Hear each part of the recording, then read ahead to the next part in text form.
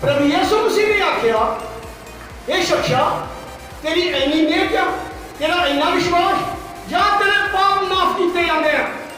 उस वक्त फकीर फरीसी धर्म ग्रंथी शरण सकावे अन्य प्रधान याजक उत्थे खड़े बैठे की कहते हैं सवाए परमेश्वर दे होर किसी ने की इख्तियार है कि किसी का पाप माफ कर सके। पर प्रभु यीशु मसीह के मेरा यही नहीं कि इस दरगीन जरा इन्ने चो तो बीमार है और ये कहना कि तू अपनी कार चो अपने घर नीचे ले जा। परमेश्वर ने यीशु मसीह आख्या परमेश्वर के पुत्र इस धरती उत्ते पाप माफ करना इख्तियार है। प्रभु यीशु मसीह सलीब ते बैठे की आखदी हे पिता मैं अपना तेरे नाल सौंप किथे प्रभु यीशु मसीह दुनिया का पाप माफ कर रहे हैं।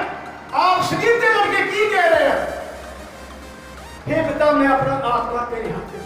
उस वक्त परमेश्वर ने एक प्लान बनाया परमेश्वर ने जो ना बनाई होवे ना मैं अपने बलौदे पुत्र ਨੂੰ इस धरती ਤੇ भेजा ਉਹਦੀ ਕਾਮਲ ਕੁਰਬਾਨੀ ਦੇ ਦੁਆਰਾ इस सृष्टि पूरी दुनिया में निजात मिल सके इस पाप तो छुटकारा पा सकन इस मौत तो छुटकारा पा सकन जरा परमेश्वर का और इंसान का दोफा हो गया सी और उस मेल ਨੂੰ मुराद करने लिए परमेश्वर ने अपने पुत्र ਨੂੰ कुर्बानी देने के लिए इस धरती ते भेज दिया। जब इंसान इस धरती ने बढ़ता गया कि पाप भी बढ़ता गया पाप की मजदूरी मौत है। परमेश्वर ने प्लान बनाया योजना बनाई होवे ना कि मैं अपने पुत्र को इस धरती से भेजा इस धरती से भेज के उसकी मौत के द्वारा उसकी कामल कुर्बानी के द्वारा सारी दुनिया के पाप माफ हो जाए सारी दुनिया के गुनाह माफ हो जाए। मेरे बच्चों जो परमेश्वर ने प्लान बनाया सी यशायाह नबी और फरिश्तों के द्वारा जोशियों के द्वारा अन्य सबके द्वारा परमेश्वर ने एक योजना बनाई है प्लान बनाया। प्रभु यीशु मसीह ने और तो पहला ये सारे प्लान बन चुके सी। प्रभु यीशु मसीह ने और तो पहला परमेश्वर ने जकरिया ने खबर दी फरिश्तों के द्वारा आख्या परमेश्वर के भवन में वो सेवा कर रहा सी और उनकी आख्या कि तेरे घर पुत्र होगा वो परमेश्वर के रास्ते को तैयार करेगा। मेरे बच्चों जो एक जकरिया परमेश्वर के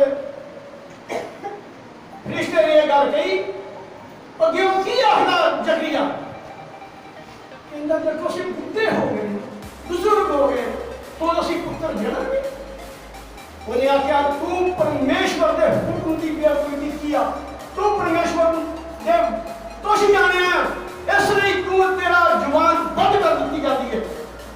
उस जकरिया की जुबान बंद होगी जब तक वो पुत्र ना दे।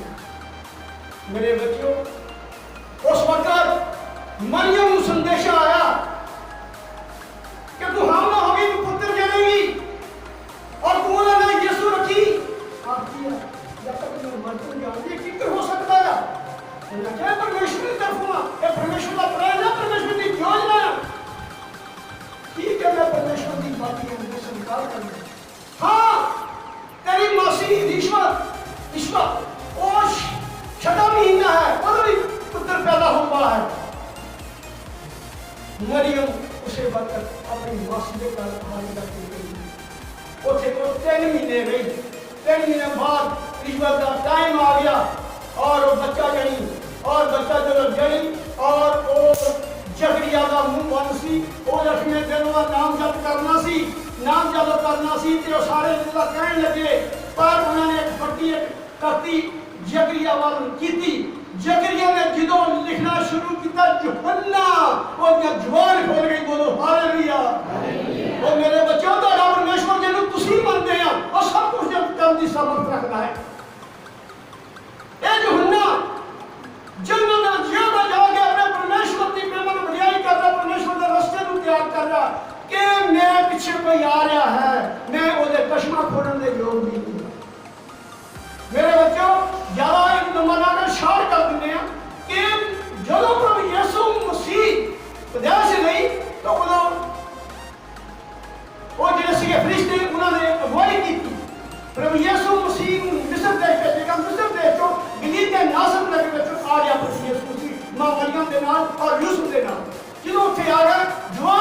ਵੱਡਾ ਹੋਇਆ ਹੋ ਕੇ ਜਦੋਂ ਉਹ ਕਿਹਾ ਕਿ ਮੈਂ ਬਪਤਿਸਮਾ ਲਵਾਂ, ਬਪਤਿਸਮਾ ਲੈਣ ਦੇ ਲਈ ਪ੍ਰਭੂ ਯਿਸੂ ਮਸੀਹ यूहन्ना वालू जर्दन नदी ते आ रहे हैं। ਜਦੋਂ ਜਰਦਨ ਨਦੀ ਤੇ ਆ ਰਹੇ ਤਾਂ ਕੀ ਹੋਇਆ? यूहन्ना ने ਇਹ ਗੱਲ ਕਹੀ, ਉਹ ਪਰਮੇਸ਼ਵਰ ਦਾ ਵਰਰਾ, ਉਹ ਪਰਮੇਸ਼ਵਰ ਦਾ ਮੇਮਣਾ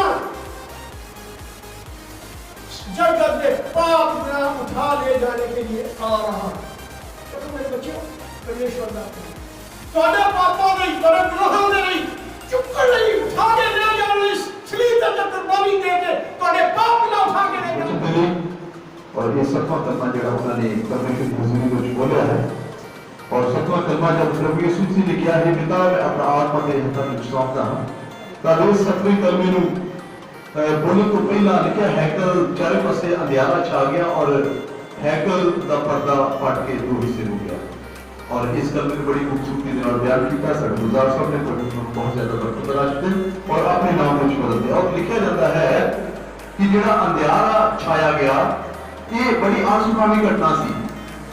उस वक्त कुछ आ आया और बहुत सारे लोगों ने कब्रां चों लोगों को निकल के परमेश्वर के भवन वाल जाते देखा। और ये भी लिखा है कि जब भूचाल आया तब परमेश्वर के पवित्र लोगों ने जब लोगों को पवित्र नगर के वाल जाते देखा तब उन्होंने लिए बड़ी नवी गल सी। ऐसा कभी होया ही नहीं, जेड़ा अंधेरा छाया ये भी कभी नहीं सी होया। और जेड़ा पर्दा फटिया है कल का ये भी कभी पहले का होया नहीं सी। और पर्दे की मैं तुहानू खासियत दस दवां, लगभग 60 फुट चौड़ा 30 फुट 60 फुट लंबा 30 फुट चौड़ा ये कर्टन जेड़ा हैकल दे विच लाया गया सी, जेड़ा पवित्र स्थान वाल पवित्र स्थान तो अड करदा सी। और इंसान की तली जिन्ना मोटा ये पर्दा जब प्रभु यीशु मसीह ने अपने प्राण दिते तब दो हिस्से हो गया। पता क्यों? क्योंकि उस जगह ते सिर्फ महायाजक ही जा सकते सन साडे पापां दे खातर, साडे गुनाहां दे खातर। पर हुण परमेश्वर ने किसी विचोले की जरूरत नहीं सी, इस करके उसने डायरेक्टली हर इंसान दे नाल अपना संबंध कायम कर लिया। कोई जरूरत नहीं पर्दे दी, कोई जरूरत नहीं किसी विचोले की। हुण प्रभु डायरेक्ट अपनी गल तुहाडे ते मेरे नाल करदे ने। अपनी दुआ सी परमेश्वर दे अगे रखी तद परमेश्वर साडी दुआ नूं सुण के तुरंत उत्तर दिंदे ने। और प्रभु ने अपने सारे कामां नूं पूरा करदियां होया प्रभु ने ये 6 कलमिਆਂ ਨੂੰ ਪਹਿਲੋਂ पूरा ਕੀਤਾ। और उस तो बाद की कहा ये पिता जेड़ा काम तू करन लई मैनूं दित्ता सी ਉਹਨੂੰ तो मैं पूरा कर दित्ता, जेड़ी जिंदगी दी कुर्बानी देण दे लई तू किहा सी ਉਹ ਤਾਂ मैं कर ਦਿੱਤੀ। और हुण इस करके ये सारी इंसान जाति ਨੂੰ ਆਪਣੇ ਹੱਥਾਂ ਦੇ ਵਿੱਚ ਲੈਣ ਦੇ ਲਈ, ਇਹਨਾਂ ਦੀ ਜ਼ਿੰਦਗੀ ਨੂੰ स्वर्ग तक पहुंचाने के लिए मैं प्रभु जी उस मकसद को परमेश्वर पिता जी पूरा कर दिता है।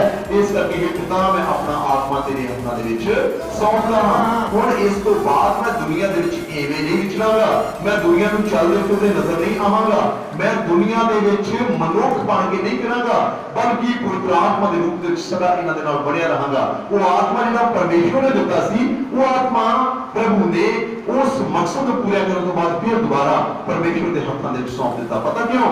क्योंकि लिखा है जब इंसान का शरीर बनता ना, शरीर मिट्टी तो बनता तो फिर दोबारा मिट्टी के विच ही मिल जाता और आत्मा उसके बनाने वाले के कोल फिर वापस चला जाता है। इस करके प्रभु ने अपना आत्मा अपने पिता के हाथ में सौंपया, क्योंकि वो आत्मा पिता ने ही उसको सौंपया सी, वो आत्मा पिता ने ही सौंपया सी। और परमेश्वर ने अपने इकलौते बेटे को जब इस दुनिया के विच घल्लिया, उन्हें दुनिया के लोगों को तरह तरह के दुखों मुसीबतों परेशानियों तो बचा के साडा सब तो बड़ा मकसद जिहड़ा पूरा कीता होए सी कि मेरे तुहाडे लई नजात दे गुण खोल दिता। और इस सत्य वचन जिहड़े प्रभु ने बोले इन्हां वर्गे उपदेश अज तक दुनिया ते बणिया ही नहीं है। और गुलदस्ता के स्थान ते जिहड़े लोग खड़े सन ना उन्हां वर्गी संगत कदी हो ही नहीं सकती। और जिहड़े वचन प्रभु ने सलीब के उत्ते बोले उन्हां वचनां वर्गे दुनिया के किसी इंसान के कोल वचन हो ही नहीं सकते। इस करके मेरा ते तुहाडा प्रभु मैनूं तो तुहानूं आशीषां ते बरकतां देण दे लई सलीब उत्ते बाहां अड्ड के पुकारिया, आ जाओ मेरे बेटे और मेरी बेटियों, दुनिया के गुनाहां ते गलतियां नूं छड्ड के पश्चाताप करो और अज दे दिन पश्चाताप करदे उसते हजूर तो माफी मंगो। क्योंकि अज प्रभु की क्रूसीफिक्शन का दिन असीं याद कर रहे हैं। सबका जने ने बड़े खूबसूरत शब्दों में बयान किया, आपने अपने विचार दिते ने। और ये सब का निचोड़ एक ही है कि प्रभु मेरे लिए तो तुहाडे लई इस सलीब के उत्ते मरे। अज के दिन असीं उस दुखां नूं याद किया, आज के दिन असीं उसकी क्रूसीफिक्शन के तस्वीरां नूं याद किया।